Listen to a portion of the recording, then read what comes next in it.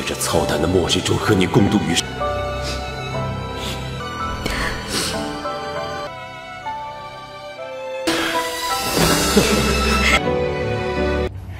冷却装置运行正，各车准备。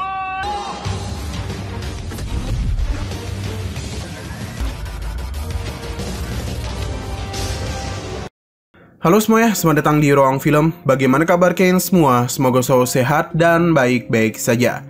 Pada hari ini kita akan melanjutkan Donghua Spirit Cake Incarnation episode 7 dan 8. Di bagian sebelumnya, Elon yang termasuk ke dalam daftar perjalanan panjang mengharuskannya untuk pergi dari Mercusuar dan tinggal di permukaan. Mark dan Ranbing juga mendapatkan sebuah informasi di pusat data mengenai di tahun ke-12 terlihat seorang wanita layaknya kesatria menodongkan sebuah pedang ke seseorang yang menggunakan mesin robot gravitasi bermodel langka.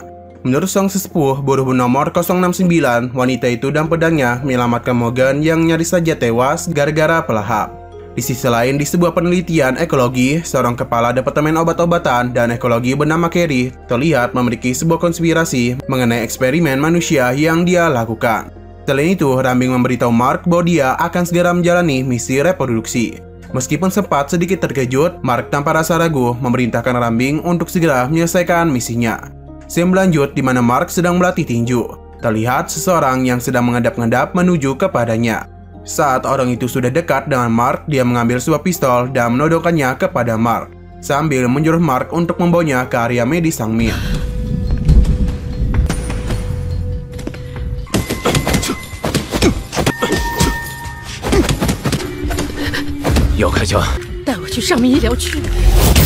Ternyata orang itu adalah buruh bernomor 1225 yang sebelumnya meminta Charles untuk memberikan hatinya kepada pasangan yang sedang sekarat. 1225 terus memaksa Mark untuk membantunya pergi ke sana. Namun Mark menolaknya karena menurutnya usaha itu akan berakhir sia-sia. 1225 yang bersikeras ingin melakukan transplantasi organ hatinya membuatnya nekat menembakkan pistol itu ke tubuhnya sendiri. Sehingga Mark yang menyadari hal itu mau tidak mau harus membawanya bergegas menuju ruang medis Sang Min. 马克队长，以前的人自己的命去救爱是一起。 Di sisi lain, Ranbing sudah sampai di aula pelajar. Sebelum memasuki ruang emas, dia itu ditelanjangi terlebih dahulu.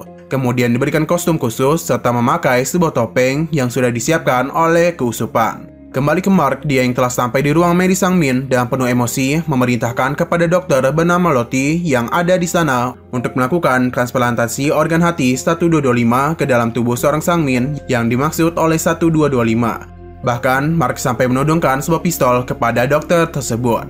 Selesai mengantar 1225, dia pun bergegas pergi mendatangi Ranbing. Di waktu yang sama, Ranbing mulai memasuki ruang emas. Di sana lawan pasangannya juga sudah sampai. Lawan pasangnya pun memiliki tubuh yang sangat amat besar. Ranbing yang mulai sedikit merasakan keraguan untuk menjalankan misinya sempat mencoba untuk kabur. Namun usahanya itu dihalangi oleh anggota keusupan. Karena menurut anggota keusupan, misi reproduksi adalah misi yang paling penting dari 3 hukum utama. Sementara itu, Mark yang sudah sampai di aula pelajar, dia memutuskan untuk melawan para penjaga yang berusaha menghalangi jalannya.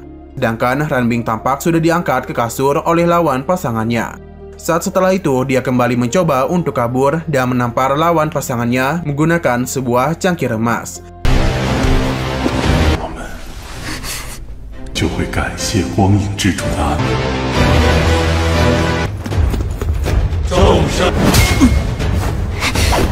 Kembali ke Mark ketika dia sudah berhasil menyapu bersih seluruh prajurit penjaga, dia pun kembali harus berhadapan dengan seorang robot penjaga yakni The Big Dog Sheriff. Tanpa berbasa-basi, dia langsung mencoba untuk melawannya.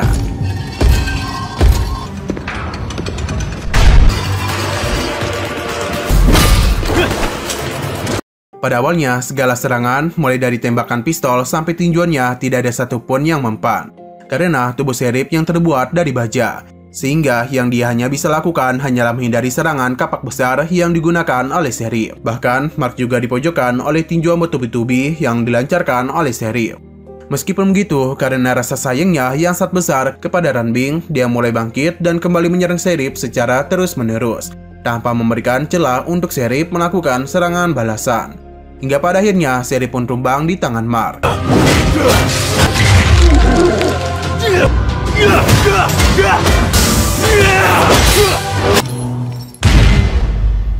Setelah itu, Mark pun segera pergi menuju ruang emas.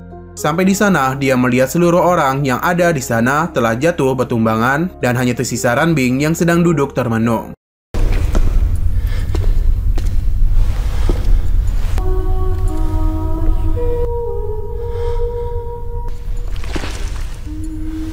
Kemudian, tepat di bawah cahaya bulan, Mark berlutut di depan Ranbing sambil memberikan sebuah bunga kecil kepadanya dan langsung melamarnya. Dia mengajak Ranbing untuk hidup berdua di permukaan dan meninggalkan mercusuar.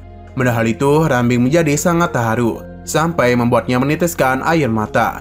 Dengan sangat senang, dia mengambil bunga yang dipegang oleh Mark, tak menerima lamarannya dan langsung memeluk Mark. 一个人，你不会，无论面对多么强大的，在这操蛋的末日中和你共度余生。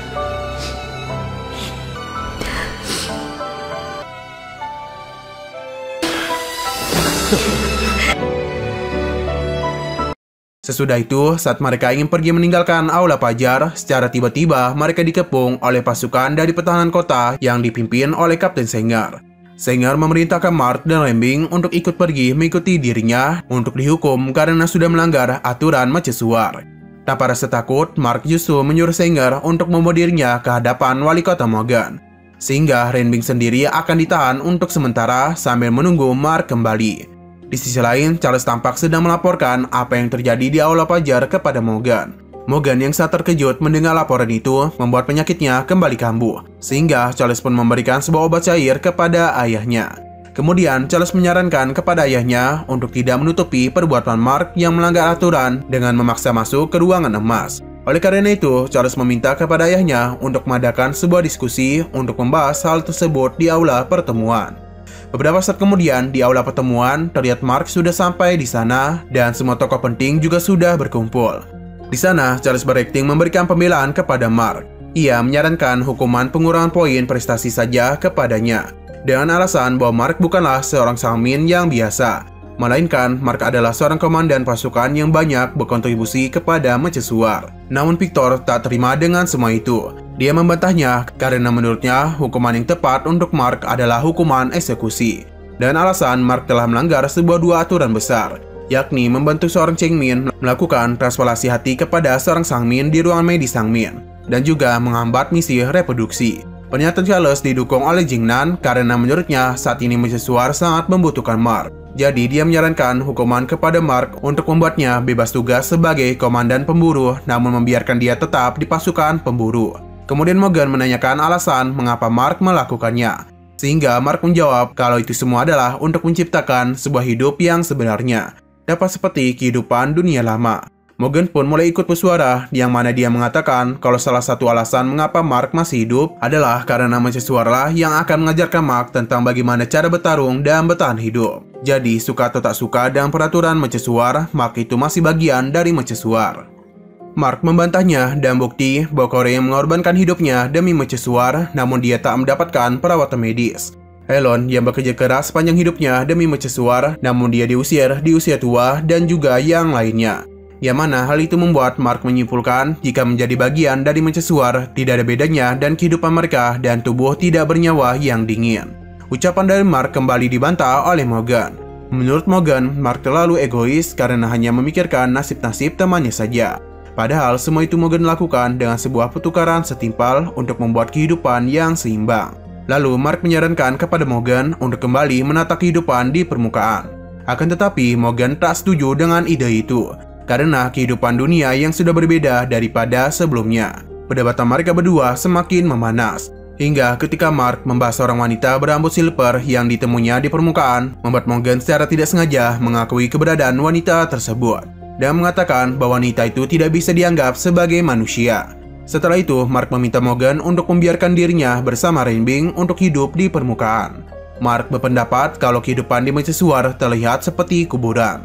Mendengar ucapan itu, Morgan menjadi sangat emosi, hingga membuat penyakitnya kembali kambuh dan jatuh pingsan. 你和亲爱的人回到地面死，对我来，你所有人。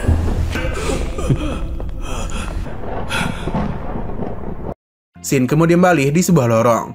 Jingnan memberitahu Mark bahwa kondisi Morgan saat ini sudah diberikan pertolongan pertama dengan sebuah medkit darurat. Namun Morgan masih tetap memerlukan obat-obatan tambahan. Sehingga Mark memutuskan untuk mengambil obat-obat sendirian ke poin pengumpulan obat terdekat yang ada di permukaan. Tepatnya di area T69 berjarak 60 km dari mercusuar.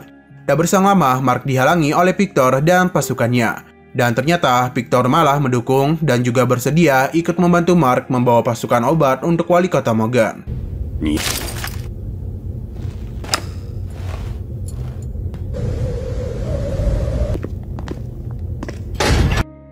Tak hanya Victor saja, secara mengejutkan seluruh anggota pemburu bawahannya juga terlihat sudah berkumpul dan bersiap untuk ikut pergi bersama Mark. Selain itu, para anggota senior yang dulunya adalah teman-teman kakaknya juga tak akan membiarkan Mark pergi sendirian menuju permukaan. Dan alasan mereka tak ingin kehilangan Mark seperti kehilangan Hong Kong. 这次太危险了，不能再失去你了。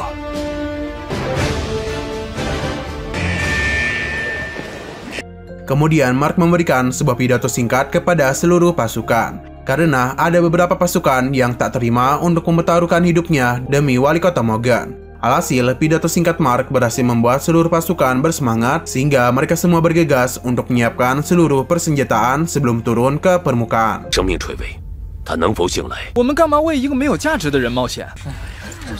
他不能违抗，是不能以任何方式量化的。生存下去，无论对错，你就是灯塔上第一个违。虽然我没有完成，好激动啊！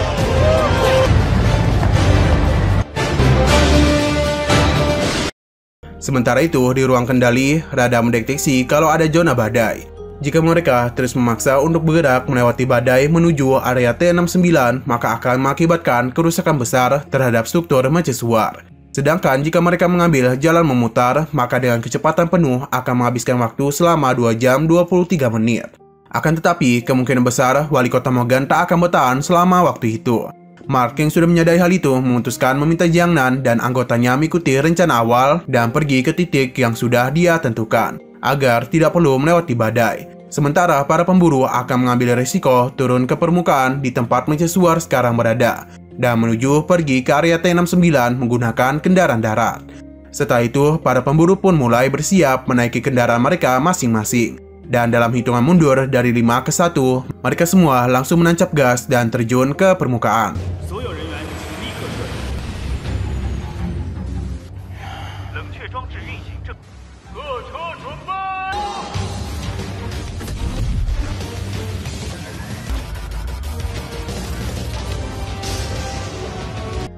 Demikian pula, Mo Cheng dan Mina juga langsung menyusul dan terbang menaiki Delta Wing. Saat 2000-an meter dari permukaan, masing-masing kendaraan bergegas menggunakan sistem penyeimbangan berupa mesin jet.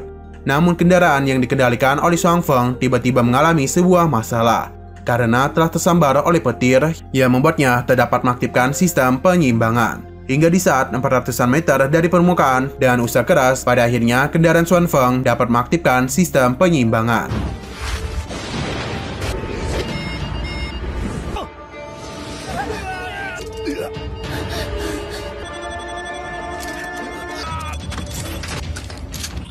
Ketika puluhan meter dari permukaan, masing-masing kendaraan langsung menyemburkan sebuah api kepada para pelahap yang sudah menyambut kedatangan mereka di permukaan.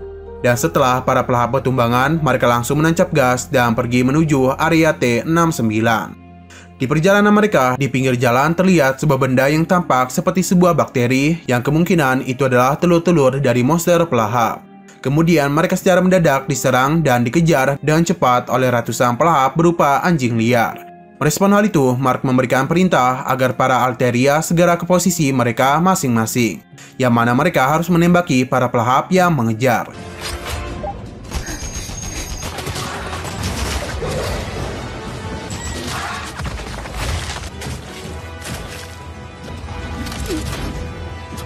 Sementara di kendaraan paling belakang, para pasukan yang ada di kendaraan Shuang Feng memutuskan menangani para pelahap yang ada di belakang mereka. Di sisi lain di mercusuar, tepatnya di area para buruh, terlihat seorang bocil bernomor 9027 memberitahu 0609 dan 2303 mengenai kondisi 9033 yang sudah sangat sekarat. Padahal itu, mereka pun bergegas menuju menghampirinya. Sampai di sana mereka berusaha memikirkan untuk menyelamatkan 9033 yang sudah tak bisa dirawat lagi di ruang medis para buruh. Hingga pada akhirnya mereka semua memutuskan membawa 9033 agar segera dirawat di ruang medis para Sangmin. Kembali kepada para pemburu, karena tak dapat membunuh mereka semua sekaligus, Mo Cheng memutuskan untuk melemparkan sebuah bom dan meledakkannya tepat di daerah yang diampit dua gedung besar untuk memblok jalan para pelahap. Meskipun berhasil melakukannya, sebuah hal yang hampir membunuhnya terjadi kepada Mo Cheng, di mana dua ekor pelahap yang melompat ke arahnya dari arah yang berlawanan. Untung saja Mo Cheng sempat menutup sayap kendaraannya sehingga dua pelahap itu tak dapat menjangkaunya, serta dua pelahap itu tewas karena tersambar oleh petir. Tak berhenti sampai di situ saja, walaupun pelahap anjing liar sudah tak mengejar, Mo Cheng secara tiba-tiba kembali diserang oleh sesuatu berwarna merah yang membuatnya terlempar. Beruntungnya, Mina yang melihat Mo Cheng terlempar langsung bergegas untuk menyelamatkannya. Ternyata serangan itu berasal dari para pelahap yang disebut raungan dari bumi. Pelahap-pelahap itu mulai memberikan sebuah serangan jarak jauh kepada para pemburu. Karena para pemburu sangatlah kewalahan untuk menembaki mereka, maka Mo Cheng dan Mina pun mencoba untuk menembaki para pelahap itu. Akan tetapi, usaha mereka malah menghasilkan kejadian naas, di mana salah satu serangan pelahap merusak sayap Delta Wing, bahkan juga membuat Mina pingsan. Oleh karena itu, Mo Cheng memutuskan untuk melompat ke kendaraan mobil milik Mark sambil membawa Mina yang pingsan. Namun mereka berdua diikuti oleh salah satu pelahap yang juga berada di atas mobil. Mark yang menyadari hal itu segera menolong dan menyelamatkan Mo Cheng. Setelah itu, Mark memberikan perintah kepada anggotanya agar mempersiapkan pasukan yang mengenakan robot mesin gravitasi, sehingga pasukan itu langsung menembaki para pelahap yang mengejar.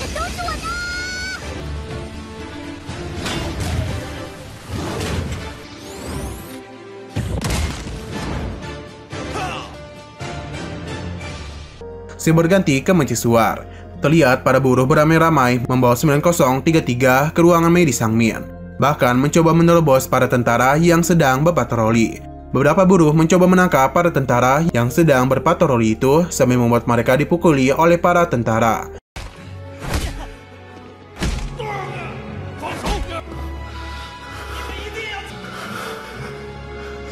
Balik ke arah pemburu, tampak mereka semua mulai mendekati sebuah jembatan runtuh yang ada di depan mereka. Karena tak ada jalan lagi, Mark dengan sangat berani memberikan perintah untuk meneruskan dan tetap menerobos saja. Di saat sudah hampir terjatuh ke dalam jurang, masing-masing kendaraan pun mulai mengaktifkan sistem penyimbangan berupa mesin jet.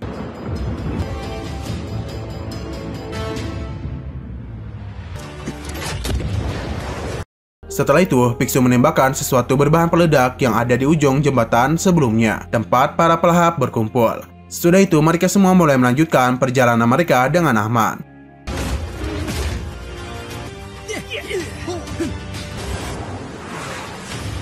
Kembali ke mercusuar, para buruh pada akhirnya sampai di ruangan medis Sangmin. Di sana, 0609 bermohon-mohon kepada para dokter agar segera merawat 9033. Tak berselang lama, salah satu kapten pertahanan kota bernama Ritter juga tiba di sana. Tak pada sebelas kasihan, dia berusaha mengusir para buruh dari tempat itu. Kemudian dia penuh emosi, bocil 8925 mencoba untuk melakukan perlawanan, yang mana hal itu malah membuat Ritter marah kepadanya. Tak berselang lama, 9033 secara tak sengaja memuntahkan darah tepat ke muka Ritter, yang kemudian membuat kericuhan di ruang medis Sangmin. Di tengah-tengah kericuhan itu, Ritter justru menembakkan senjatanya kepada 0609 dan membuatnya sekarat. Lalu, sebelum 0609 tewas, dia secara perlahan-lahan berjalan mendekati Dr. Lottie sambil mengatakan bahwa dokter-dokter di zaman dulu selalu menyelamatkan orang-orang tanpa melihat dan membeda-bedakan gen orang tersebut. Nah, sayang sekali episode pada hari ini harus bersambung dulu. Oke, sekian dulu pada video kali ini. Untuk video selanjutnya akan segera hadir. Jadi bagi kalian yang ingin mengikuti series ini, langsung klik subscribe dan aktifkan loncengnya. Oke, terima kasih yang sudah menonton video sampai habis. Jika kalian suka pada video ini, klik like dan share ke teman-teman kalian tentang channel ini. Dan ditunggu aja kelanjutannya. Oke, sampai jumpa di video selanjutnya.